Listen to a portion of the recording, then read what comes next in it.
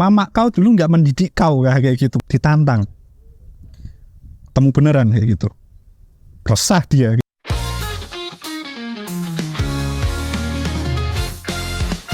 Di sini kita berkumpul bersama lagi.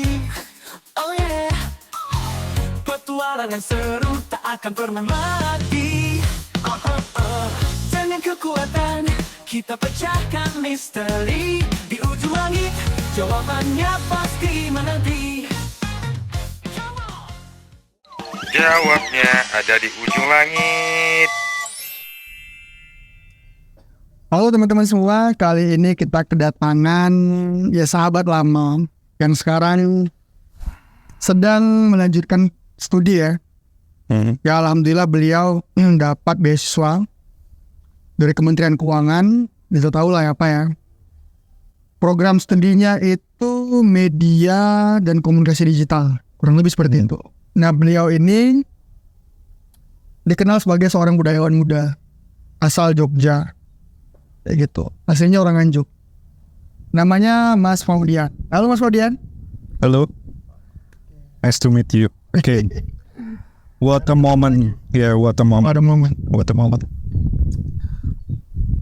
Sekarang ini kan anak-anak muda rame ya pakai sosial media itu kan yang jelas untuk mengekspresikan dirinya. Cuman ada satu fenomena yang unik menurut saya.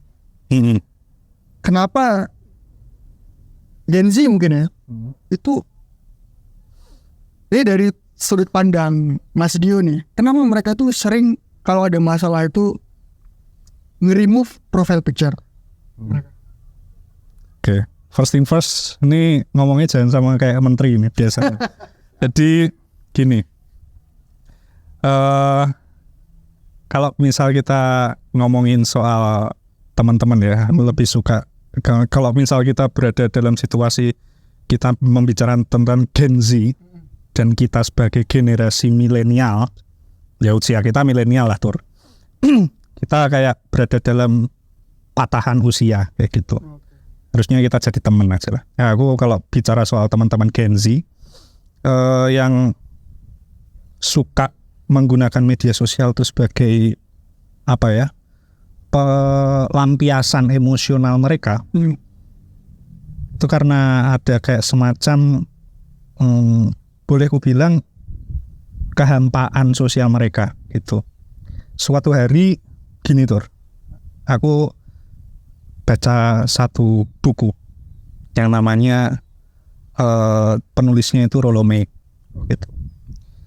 Rollo May itu dia bilang kalau yang namanya ada satu masa ya, kurang lebih ya, ada satu masa di mana kita akan jauh gitu dari kehidupan kita sehari-hari karena kita tidak bisa merasakan kehidupan yang apa ya istilahnya itu organik seperti itu. Kita selalu termediasi istilahnya. Walaupun pada saat itu Rollo May belum mengenal istilah media sosial. Tapi ada satu masa di mana kita akan hidup asyik dalam dunia yang serba termediasi kayak gitu.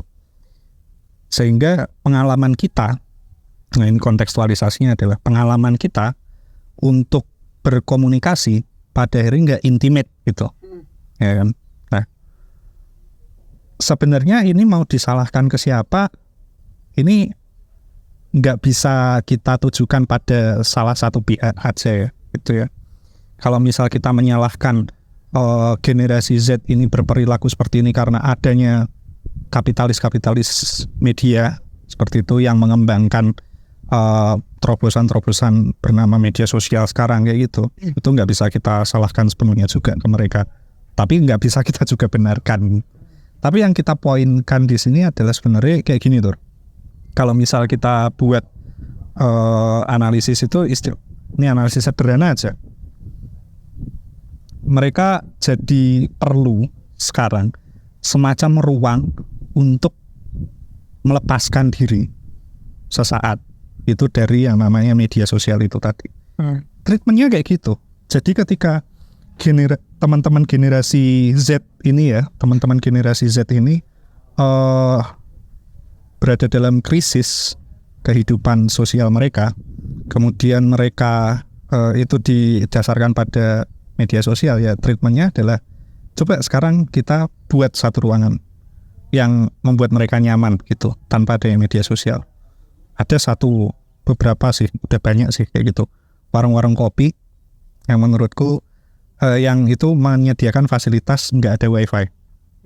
Itu menurutku menarik banget ini.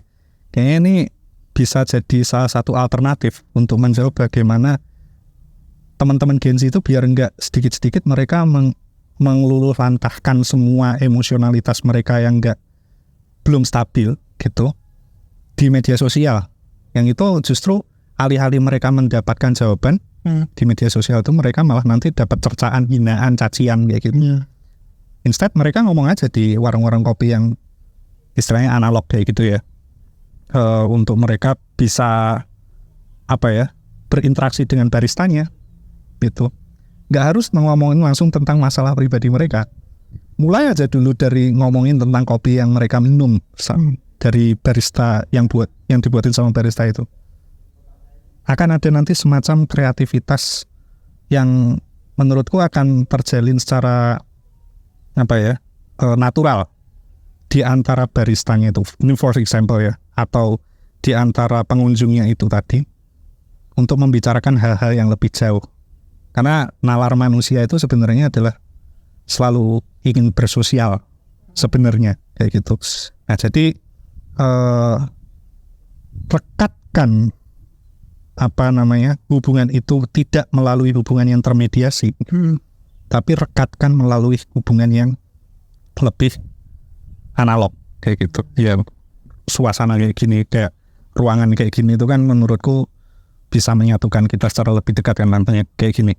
Tor, kamu adalah orang yang sangat baik hati kayak gitu. Itu akan beda persepsinya nanti kalau misal kita ngomong di media sosial. Tor, kamu adalah orang yang baik hati kayak gitu. Ini si babi ini dia lagi ngehina aku, ngeledek aku, apa dia beneran bilang kayak gitu. Mungkin sekarang kita masuk di era mungkin bahasanya tuh surrealis. Wow, surrealis. Apa-apa kita butuh media gitu. Memang tadi menarik ya, tadi ya dia sampaikan tentang ada beberapa anak muda, mau Gen Z atau milenial yang mungkin pada akhirnya mencari wadah gitu ya. Entah misalkan tadi coffee shop ngomong sama barista, ataupun dia itu mempercayakan orang ya, mungkin dia punya kepercayaan lah untuk bercerita gitu. Tapi kalau kita balik ke akarnya, apakah mereka itu tidak mendapatkan treatment yang baik dari rumah atau dari sekolahnya, sehingga mereka hal tersebut jadi kebiasaan gitu. Mungkin nggak cuma remove profile picture ya, bahkan juga deaktivasi akun. Bahkan teman kita juga ada tuh yang sering hidup matiin akun gitu. Kira-kira kenapa? Yuk. Itu adalah salah satu konsekuensi dari media sosial ya. Konsekuensi. Media sosial itu kan sifatnya anonim. Artinya nggak akan membuat identitas kita itu dengan mudah bisa terspill kayak gitu ya. Kita hari ini mana ada gitu, ada istilah misalnya kita mau, misalnya aku nih kayak gitu, aku nutup media sosial, nggak ada notifikasimu di Instagrammu tur kayak gitu tur.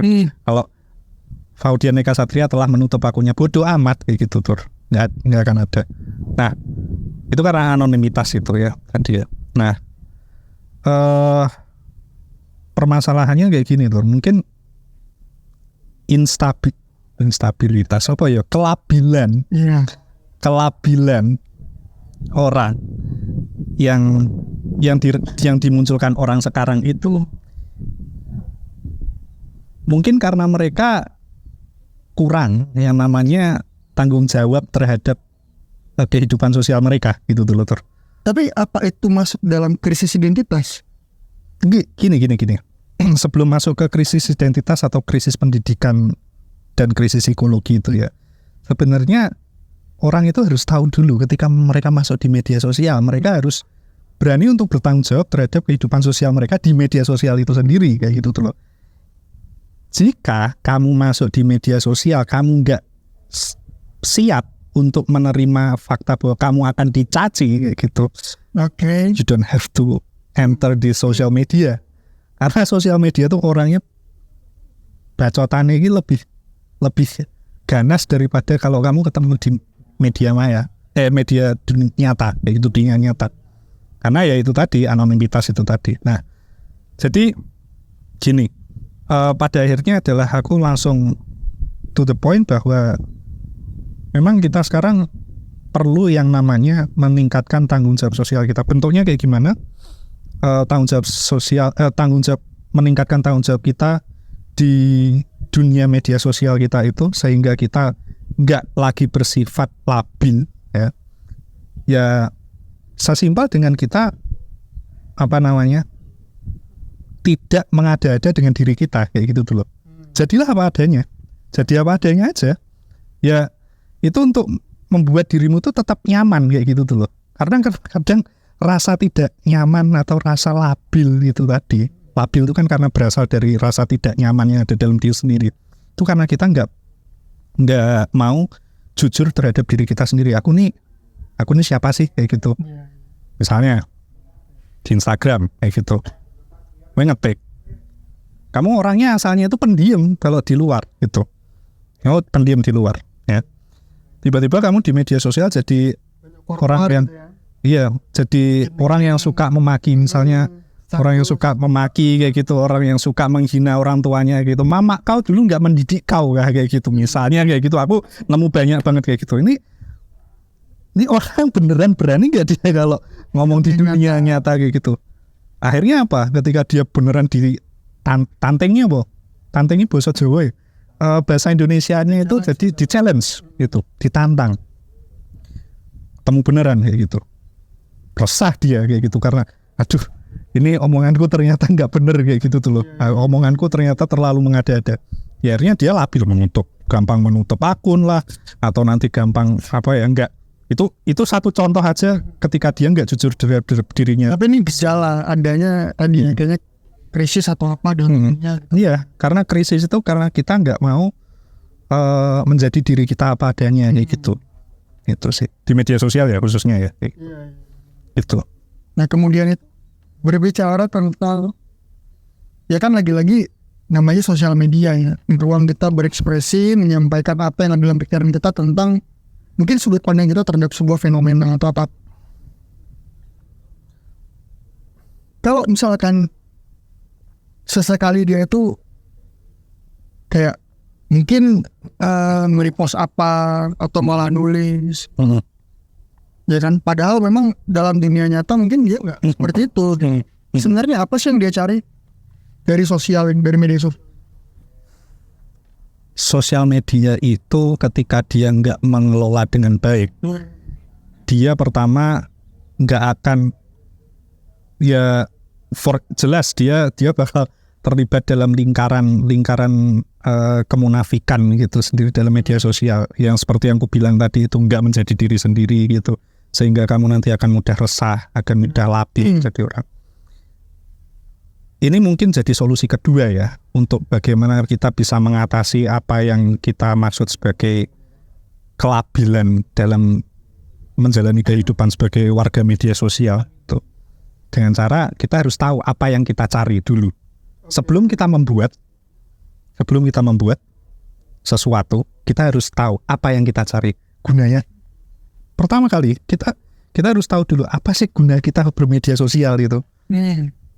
Mau cari informasi, mau cari teman, mau cari sensasi, tapi which is ini pilihan yang paling buruk. Kan emang cari sensasi. Tapi which is menurutku kalau mencari sensasi sebenarnya which is ya it doesn't matter. Kalau sensasinya berdampak positif terhadap orang lain itu bagus banget kayak gitu. Kalau sensasinya negatif cuma nggak bermakna kayak gitu, ya contohnya bikin prank apa kayak gitu nggak bermakna, mau ngapain gitu tuh kan. Nah itu kita harus tahu apa yang kita cari dulu. Nah, kemudian cari sumbernya kayak gitu. Kita mau dapat sumber yang seperti apa kayak gitu dulu. Nggak usah permasalahin hoax apa dulu. Nggak usah itu dulu. Kamu cari dulu aja sumber. Kamu pengen membuat dirimu tuh jadi seperti apa gitu loh di media sosial gitu. Ya benchmarkingnya pada akhirnya jadilah dirimu seperti yang kamu cari kayak gitu tuh loh. Soalnya kamu menjadi seperti seorang siapa Maudy Ayunda katakanlah for example. Follow aja terus nanti kamu bisa jadi Maudy Ayunda. Secara psikologis itu kamu akan terpengaruh kayak gitu. Jadi poinnya di sini adalah jangan sampai kamu salah cari sumber referensi kayak gitu ketika kamu nanti di media sosial. Sumber maksudnya adalah panutan ya.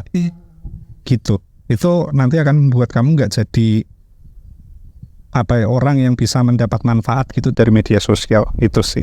Iya, ini menarik sih, Mas Dio. Ini kan mungkin kita bilang sekarang mungkin masanya sudah kurang karena kan kalau kita bawa dalam konteks ya pemilu kemarin lah kita bilang kan. Rame itu hoax di mana-mana dan segala macam. Kita tidak bahas tentang buzzer tapi berita tidak benar, berita yang dibuat black campaign itu banyak tersebar. Nah, kemudian yang saya perhatikan juga kadangkala itu orang itu bisa no brainer. No brainer itu dalam artian menerima satu informasi langsung diteruskan, di forward kemana-kemana. Kapan sih kita itu bisa independen? Dalam artian karena kita kecintaan kita terhadap satu golongan, satu sosok gitu kan, membuat kita tuh ya pada akhirnya menutup mata atas fakta yang lain gitu loh. Nah di satu sisi kan kita mungkin kayak Mas Dio sebagai akademisi kan tetap harus netral ya, menjaga netralitas, harus bisa melihat dari dua sisi kan, dua belah koin kan gitu bahasanya. Dan bagaimana sih supaya membentuk kita punya masyarakat itu setajam itu? Kalau kata Rocky Gerung mungkin bisa akal sehatnya bisa muncul. Dimulai dari persoalan mau nggak kita untuk mendengarkan orang yang nggak kita suka. Dimulai dari persoalan itu, kalau kita mau jadi bangsa yang maju, kritis dan ya apa sebutmu tadi itu ya. Jadi ketika kita ingin menjadi seorang yang bijak, apapun konteksnya, mau kamu menggunakan media sosial, mau kamu dalam pekerjaan, mau apapun kayak gitu, kamu harus mau berani mendengarkan seseorang dulu kayak gitu. Listen, bukan hearing, listen. Listen itu kamu benar-benar mencermati apa yang dia omongkan kayak gitu, kamu resapi. Jangan pedulikan sentimenmu dulu kayak gitu dulu ketika kamu berinteraksi dengan seseorang. Misalnya for example, aku adalah seorang yang dididik dari S1 itu sebagai pembelajar Marxis kayak gitu. Sedangkan yang di hadapanku sekarang adalah seorang yang kanan sekali kayak gitu. Seorang pebisnis handal kayak gitu. Kalau aku menjadi seorang yang tolol kayak gitu, aku bakal menganggap dirimu adalah musuh bagi aku kayak gitu tuh. Gitu. Tapi ini for example ya, which is Guntur sebenarnya dia pembelajar yang sangat multidisipliner banget. Tapi aku bisa bilang bahwa ketika kita terlalu gampang untuk terpantik untuk melihat latar belakang seseorang dengan sentimentalitas, gak akan maju kita kayak gitu. Dengerin, kita mau ngobrol sama orang, kita belajar untuk mau ngobrol sama berbagai spektrum. Ya, itu yang bisa membuat kita itu jadi orang yang menurutku bisa selamat secara sosial lah. Gitu. Kemudian tidak mudah untuk dibodohi ya.